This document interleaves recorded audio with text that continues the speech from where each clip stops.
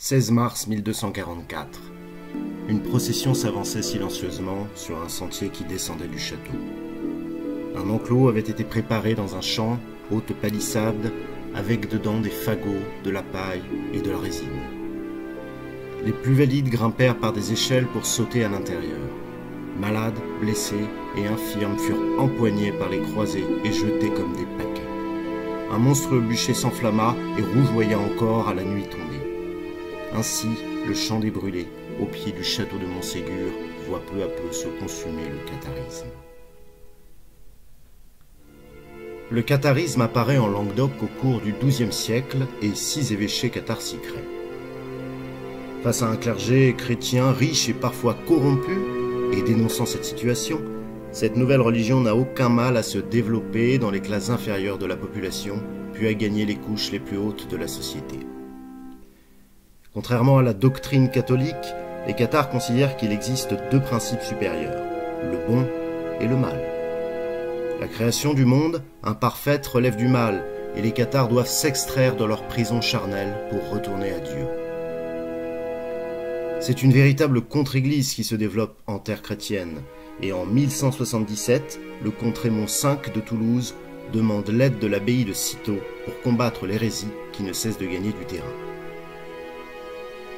Quand Raymond VI succède à son père en 1194, l'hérésie est tellement bien implantée qu'une partie de la classe dirigeante est convertie au catharisme. Le pape, Innocent III, envoie son légat, Pierre de Castelnau, qui tente d'endiguer l'hérésie cathare dans le midi de la France auprès de la noblesse et du haut clergé languedocien. Très vite, Pierre de Castelnau comprend que le comte Raymond VI n'agira pas et finit par l'excommunier.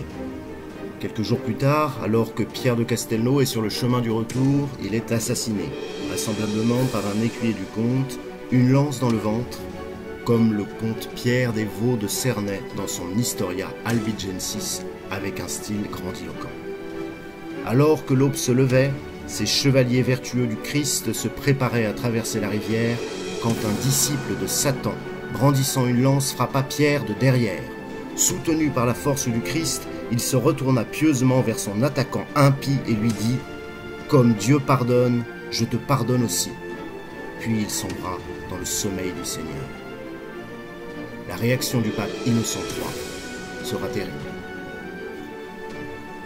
Innocent III ordonne une expédition contre les cathares, qui prendra le nom de croisade contre les albigeois. Raymond VI de Toulouse, qui est en partie responsable de cette expédition punitive, est un seigneur habile. Il décide de faire amende honorable et rejoint la croisade. Son excommunication levée, ses terres deviennent alors protégées. Le 22 juillet 1209, ce sont 20 000 croisés qui se présentent aux portes de Béziers.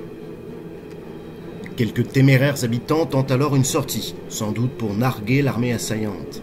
Mais la provocation tourne mal, la population se trouve rapidement submergée et reflue vers la ville en désordre, incapable d'empêcher leurs poursuivants d'y pénétrer. À cet instant, le chef de la croisade, Arnaud Amaury, légat pontifical, aurait déclaré « Tuez-les tous, Dieu reconnaîtra les siens ». Aussitôt, les assaillants envahissent la ville et commencent à massacrer les habitants, n'épargnant même pas ceux qui se sont réfugiés dans les églises. Le chroniqueur, Pierre des Vaux de Cernay, parle de 7000 personnes massacrées dans la seule église Sainte-Madeleine. Même si ces chiffres sont controversés, le massacre de la ville de Béziers est entré dans les mémoires locales sous le nom de Grande Massa, Grande Boucherie en occitan. À la suite du sac de Béziers, les croisés se dirigent vers Carcassonne. En temps normal, la population compte 4000 habitants, mais dû à la menace, une grande partie des paysans des bourgades alentours se sont réfugiés dans l'enceinte de la ville.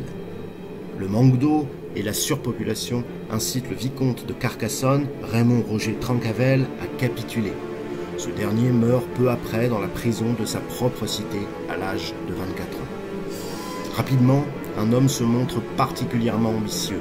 Il s'agit de Simon IV de Montfort, à qui revient la mission de continuer la lutte contre l'hérésie. Après les prises de Minerve, Termes, Lastours et Lavore, Simon de Montfort contrôle suffisamment le pays pour envisager de s'attaquer au comte de Toulouse, qui vient de se faire excommunier à nouveau. Inquiet de ses progrès, le roi Pierre II d'Aragon rejoint les comtes de Toulouse, de Foix et de Comminges. Simon de Montfort attaque l'Alliance et la défait le 12 septembre au cours de la bataille de Muret. Raymond VI n'abandonne pas et il négocie l'alliance avec l'Angleterre, alors que Simon doit encore passer du temps à pacifier ses possessions. Un jeu de dupes s'installe. L'Église décide d'une paix provisoire en avril 1214 que les Languedociens acceptent.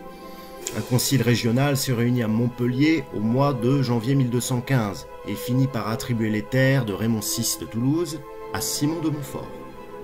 Raymond VI, réfugié à Gênes, et son fils Raymond VII parcourent la Provence, lèvent une armée de partisans que vont rejoindre les chevaliers également dépossédés de leurs terres et appelés feydites.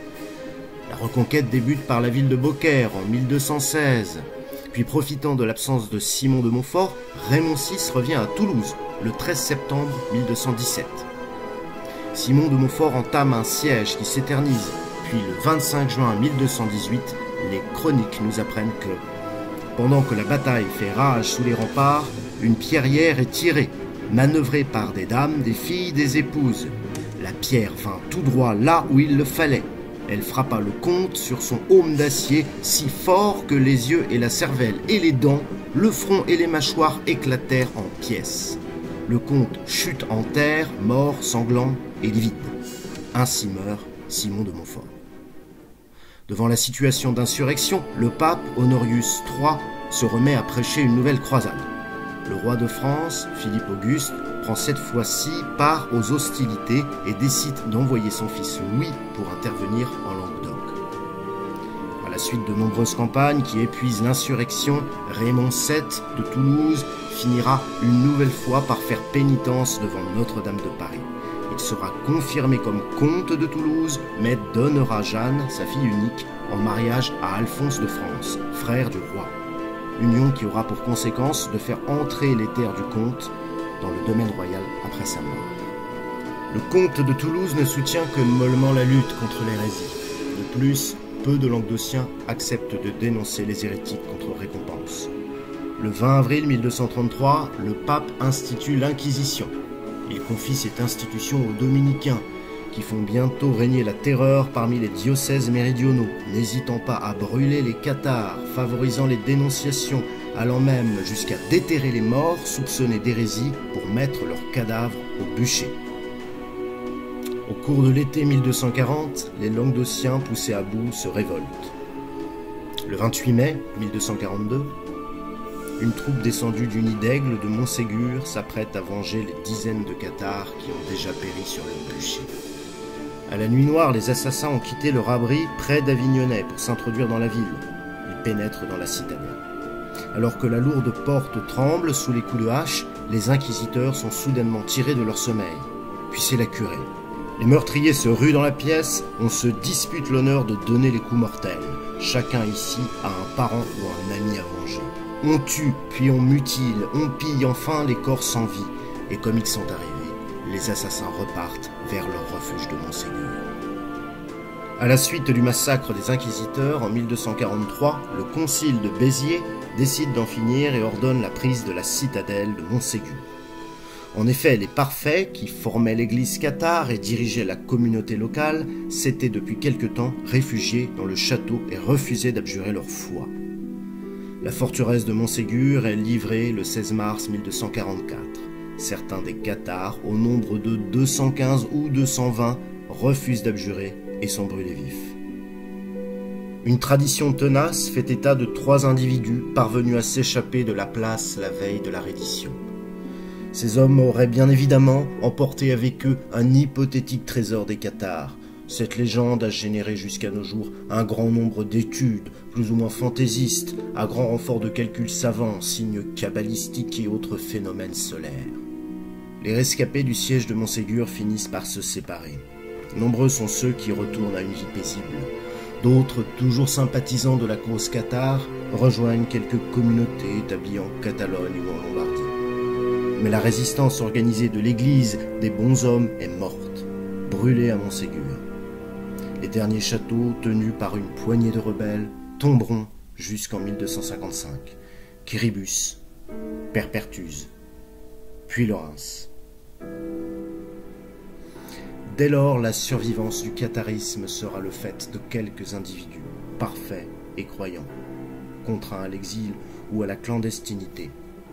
La religion en Languedoc s'altérera au cours du temps pour finir avec le dernier parfait condamné au bûcher en 1321, un certain Guillaume Bélibaste.